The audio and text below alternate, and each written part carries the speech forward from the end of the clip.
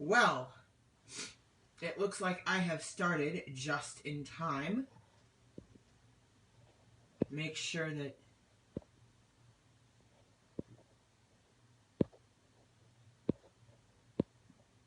Okay, it looks like we're going.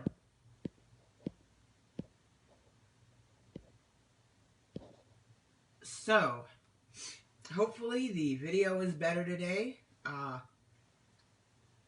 Again, please let me know if there's anything that could improve it. In Chapter 4, we saw Alice... Chapter 4 is actually the one in which Alice became extra large and just about filled the house. Or at least the floor of it that she was on.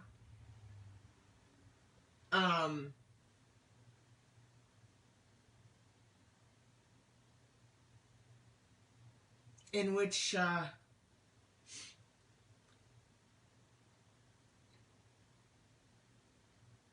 she was pelted with pebbles that ended up bringing her back down in size again. Although a bit extra small. And she has now found a mushroom with someone sitting on it.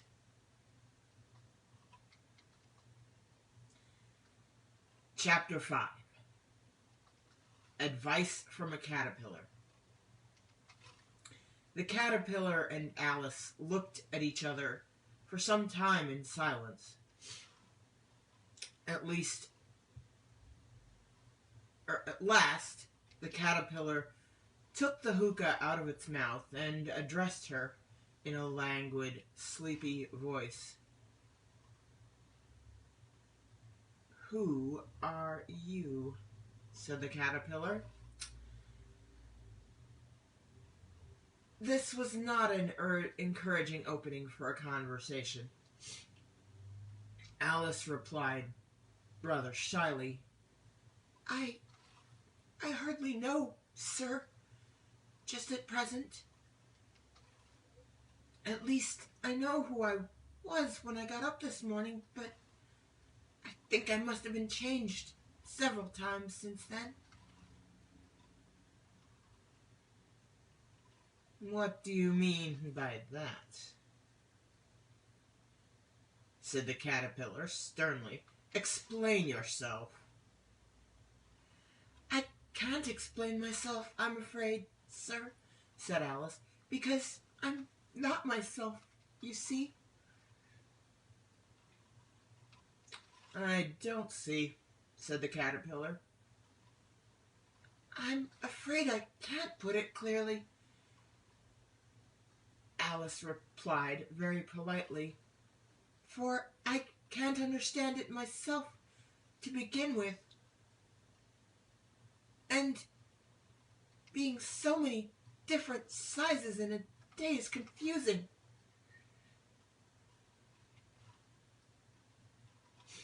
"It isn't," said the caterpillar. "Well, perhaps you haven't found it so yet," said Alice. "But when you have to turn into a chrysalis, you will someday, you know. And then, after that, into a butterfly, I should think. You'll feel it a little queer, won't you?" "Not a bit," said the caterpillar. "Well, your feelings may be different," said Alice. "All I know is it would feel very queer to me." "You," said the caterpillar contemptuously, "who are you?" Which brought them back again to the beginning of the conversation. Alice felt a little irritated at the caterpillar's making such very short remarks, and she drew herself up and said very gravely,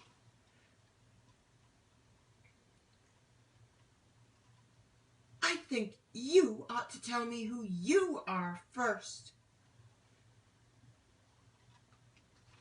"Why?" said the caterpillar. Here was another puzzling question, and as Alice could not think of any good reason, and as the caterpillar seemed to be in a very unpleasant state of mind, she turned away. "Come back," the caterpillar called after her. "I've something important to say."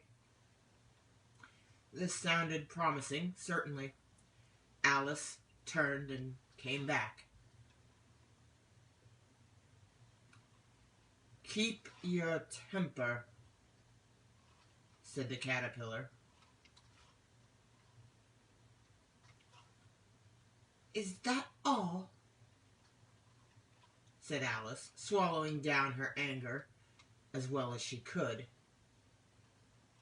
"No," said the caterpillar. Alice thought she might as well wait, as she had nothing else to do, and perhaps after all it might tell her something worth hearing. For some minutes it puffed away without speaking. But at last it unfolded its arms, took the hookah out of its mouth again, and said, "So you think you're changed, do you?" "I'm afraid I am, sir," said Alice. "I can't remember things as I used, and I don't keep the same size for 10 minutes together." "Can't remember what things?" said the caterpillar. "Well, I've tried to say, 'How doth the little busy bee,' but it all came out different," Alice replied in a very melancholy voice.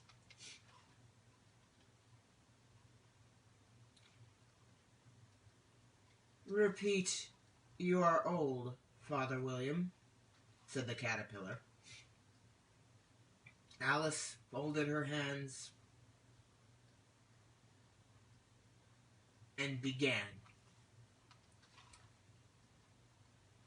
"You are old, Father William," the young man said, "and your hair has become very white. And yet you incessantly stand on your head. Do you think at your age it is right?" "In my youth," Father William replied to his son, "I feared it might injure the brain. But now that I'm perfectly sure I have none, why, I do it again and again."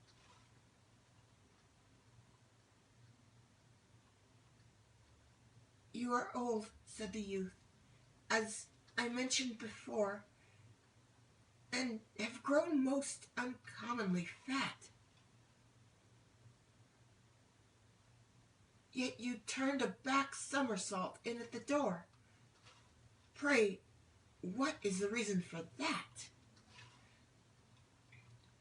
"In my youth," said the sage, as he shook his gray locks,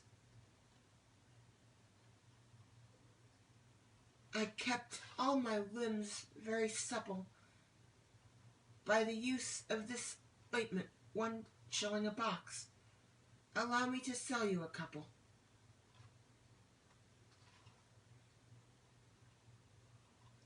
"You are old," said the youth, "and your jaws are too weak for anything tougher than suet.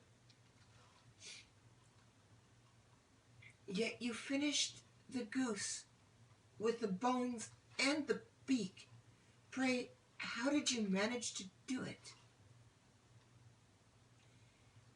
In my youth, said his father, I took to the law and argued each case with my wife, and the muscular strength which it gave to my jaw has lasted the rest of my life. You are old, said the youth, and one would hardly suppose that your eye was as steady as ever, yet you balanced an eel on the end of your nose. What made you so awfully clever? I have answered 3 questions, and that is enough, said his father. Don't give yourself airs. Do you think I can listen all day to such stuff? But off, or I'll kick you downstairs.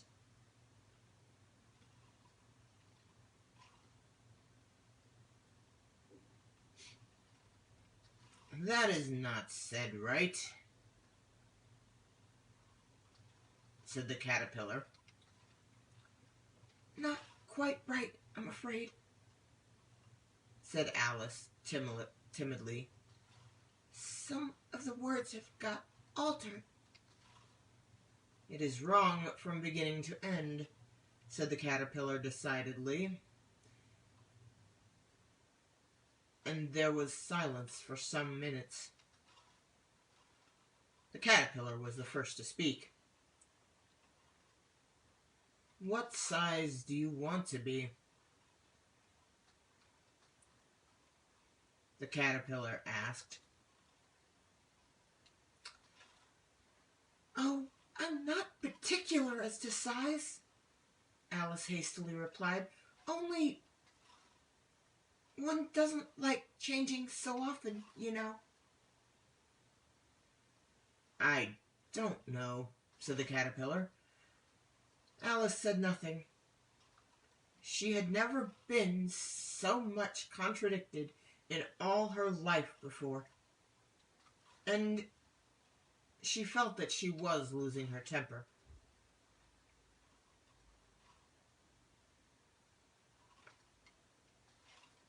Are you content now? Said the caterpillar. Well, I should like to be a little larger, sir, if you wouldn't mind, said Alice. 3 inches is such a wretched height to be. It is a very good height indeed, said the caterpillar angrily, rearing itself upright as it spoke. It was exactly 3 inches high. But I'm not used to it, pleaded poor Alice in a piteous tone. And she thought to herself, I wish the creatures wouldn't be so easily offended. You'll get used to it in time, said the caterpillar. And it put the hookah into its mouth and began smoking again. This time Alice waited patiently until it chose to speak again. In a minute or two, the caterpillar took the hookah out of its mouth and yawned once or twice and shook itself. Then it got down off the mushroom and crawled away into the grass, merely remarking as it went,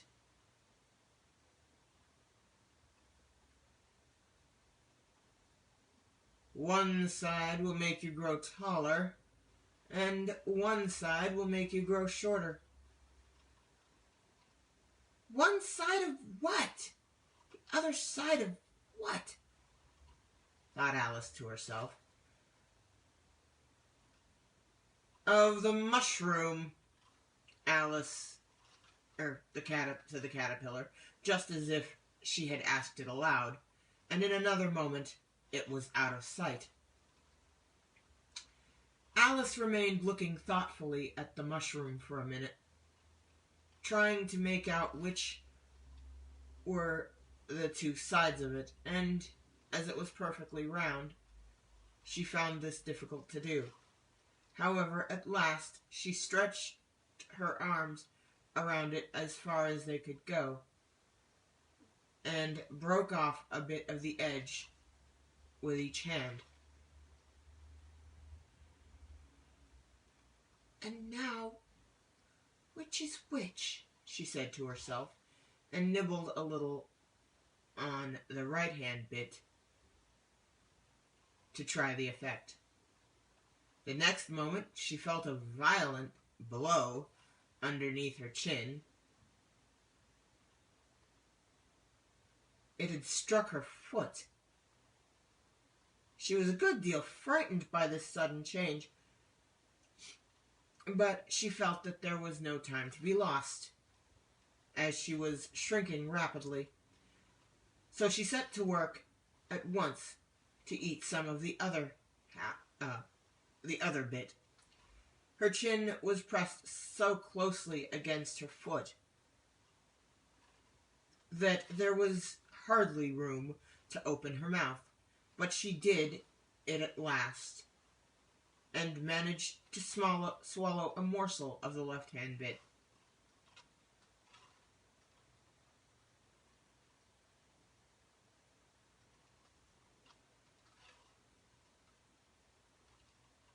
"Come, my head's free at last," said Alice, in a tone of delight, which changed to alarm in another moment, when she found that her shoulders were nowhere to be found.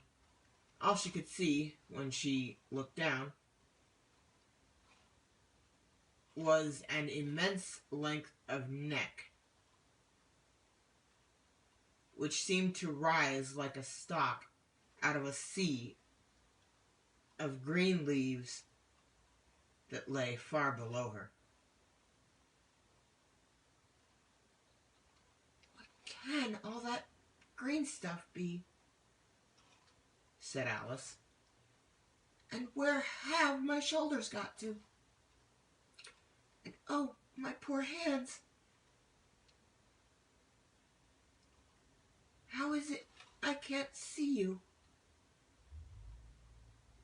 She was moving them about as she spoke, but no result seemed to follow, except a little shaking among the distant green leaves.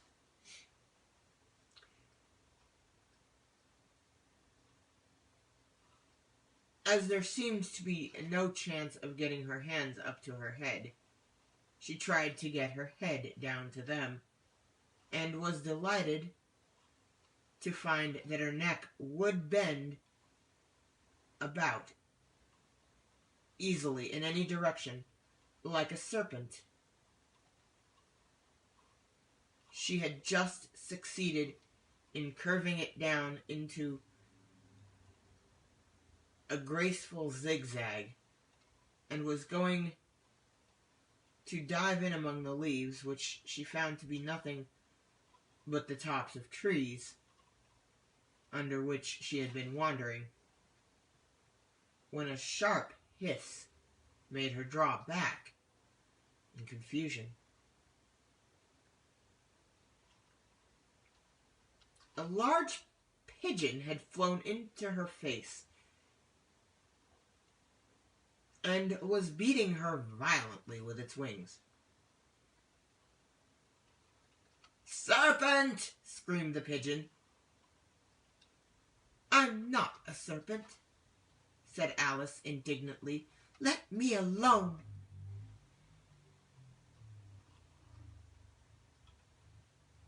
"Serpent, I say again," repeated the pigeon, but in a more subdued tone, and added, with a kind of sob, "I've tried every way, and nothing seems to suit them. I haven't the least idea what you're talking about, said Alice.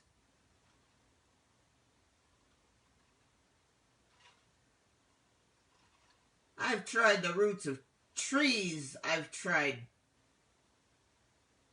banks. And I've tried hedges, the pigeon went on, without attending to her.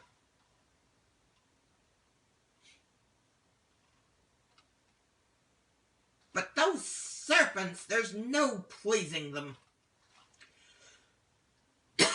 Alice was more and more puzzled, but she thought there was no use in saying anything more till the pigeon had finished.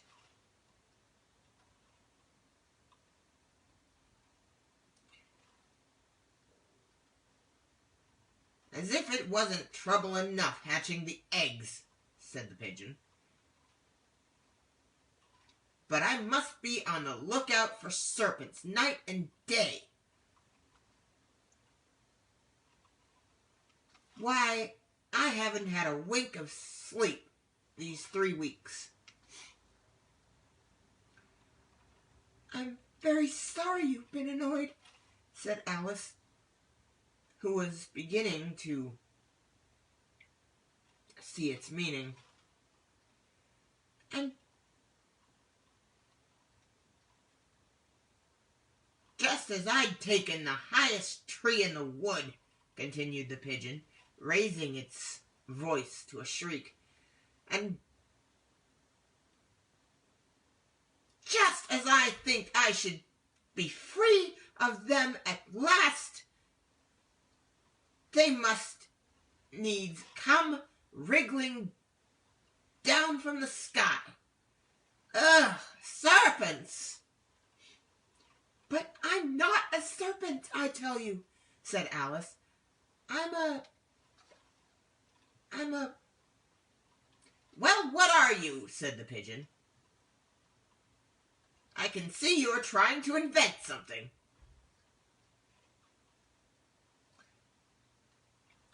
I'm a little girl, said Alice, rather doubtfully, as she remembered the number of changes she had gone through that day. A likely story indeed, said the pigeon in a tone of deepest contempt. I've seen a good many little girls in my time, but never one with such a neck as you. No, you're a serpent, and there's no use denying it.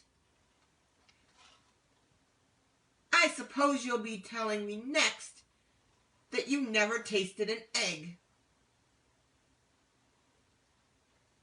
I have tasted eggs, certainly, said Alice, who was a very truthful child. But little girls eat eggs quite as much as serpents do, you know. I don't believe it, said the pigeon. But if they do, why then, you're a kind of serpent. That's all I can say. This was such a new idea to Alice that she was quite silent for a minute or two, which gave the pigeon the opportunity of adding, "You're looking for eggs. I know that well enough. And what does it matter to me whether you're a little girl or a serpent?" "It matters a good deal to me," said Alice hastily. "But I'm not looking for eggs, as it happens. And if I was, I shouldn't want yours. I don't like them raw."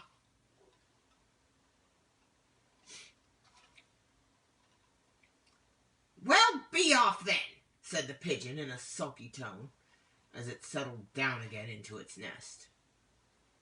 Alice crouched down among the trees as well as she could, for her neck kept getting entangled among the branches.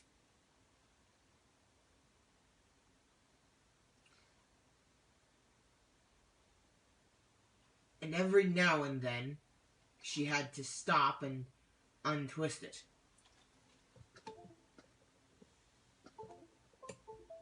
Bear with me for a moment, folks. I should have plugged my phone in. So I'm going to do that. And fix my Braille display connection that has gotten messed up a little bit.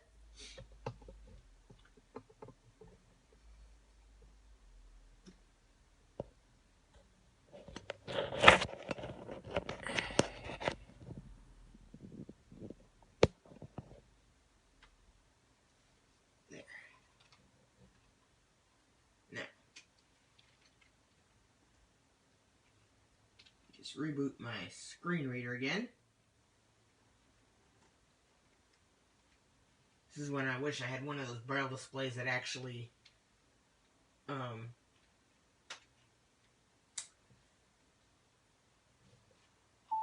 held the document inside of it instead of making me do this. But that's a dream.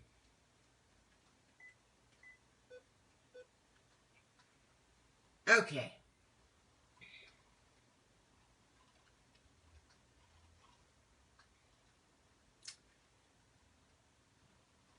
Alice crouched down among the trees as well as she could, for her neck kept getting entangled among the branches, and every now and then she had to stop and untwist it. After a while she remembered that she still held the pieces of mushroom in her hands, and she set to work very carefully, nibbling at one and then at the other, and growing sometimes taller and sometimes shorter, until she had succeeded in bringing herself down to her usual height. It was so long since she had been anything near the right size that it felt quite strange at first. But she got used to it in a few minutes, and began talking to herself as usual.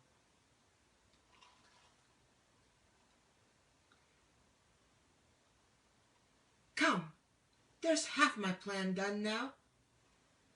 How puzzling all these changes are. I'm never sure what I'm going to be from one minute to another. However, I've got back to my right size. The next thing is to get into that beautiful garden. How is that to be done, I wonder? As she said this, she came suddenly upon an open place with a little house in it about 4 feet high. Whoever lives there, thought Alice, it'll never do to come upon them this size. Why, I should frighten them out of their wits. So she began nibbling at the right-hand bit again, and did not venture to go near the house until she had brought herself down to 9 inches high.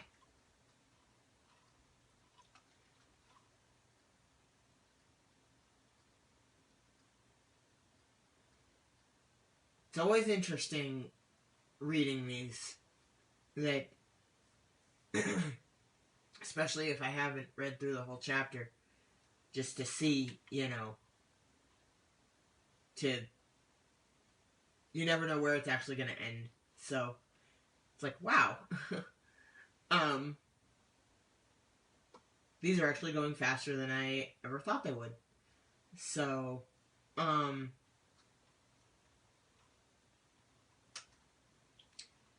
I am gonna let this go for now. As always, feel free to add observations on video and or audio, or ways I can maybe improve this, besides having my phone actually charged properly. I kind of flaked that one today. But it's all good. I think I've got this pretty well refined. So, it's pretty well straightened out. And I will see you all tomorrow for Chapter 6.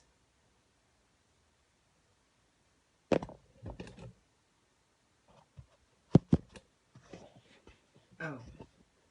Oops. Uh-oh.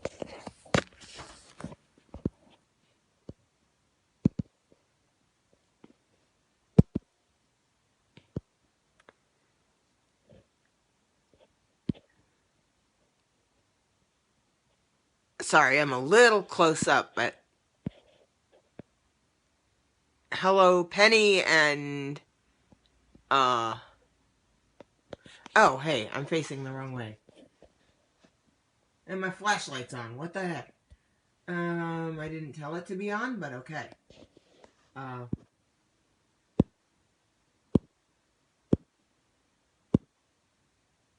need to do something about that. Carly! Hey! Nice to see you.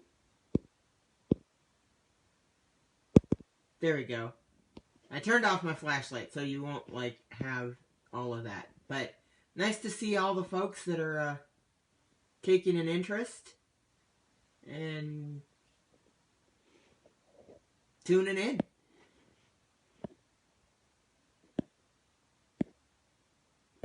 I'm going to finish this now.